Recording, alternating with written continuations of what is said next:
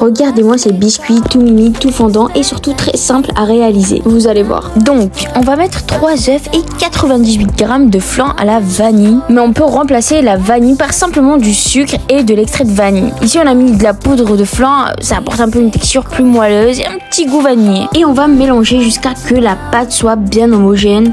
On utilise un fouet classique pour mélanger et là on va préparer notre huile. On va mettre 120 g d'huile de tournesol ou de colza.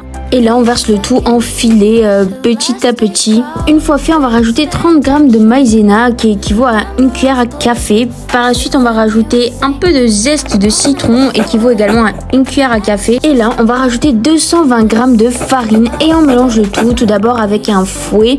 Et par la suite, on va mélanger avec nos mains pour avoir une pâte souple et qu'on puisse bien la façonner. Et là, on continue à mélanger jusqu'à que cela donne une pâte homogène, c'est-à-dire ni trop dure ni trop souple, comme on peut le voir sur la vidéo. Et là, on va former nos petits gâteaux. On va former des petites boules de pâte avec la main, donc ni trop grand ni trop petit. On les place sur une plaque recouverte de papier cuisson. Et là, attention, à l'aide d'une cuillère à miel, on fait des petits troncs, on forme un petit creux et on peut s'aider également d'une cuillère à café. On fait la même chose pour les autres. Et là, comme on peut le voir, la technique est très simple. Et n'oubliez pas de fariner votre petit bout de cuillère à miel ou de cuillère à café. Et là, go au four pour 180 degrés et on enfourne à 25 minutes.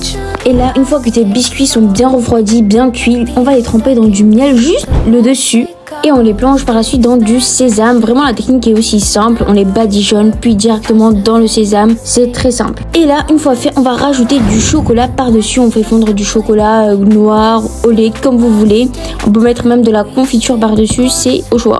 Et là, pour continuer toujours avec la décoration, on va rajouter quelques traits de chocolat. C'est beau, gourmand, que rajouter de plus, j'ai envie de dire. Et là, on attend que le chocolat sèche quand même. Et on met tout ça en décoration. Et regardez-moi ça dans une assiette belle. C'est gourmand, c'est beau. Enfin, que dire de plus? Ça s'accompagne parfaitement avec un café ou un thé. C'est comme vous voulez là aussi.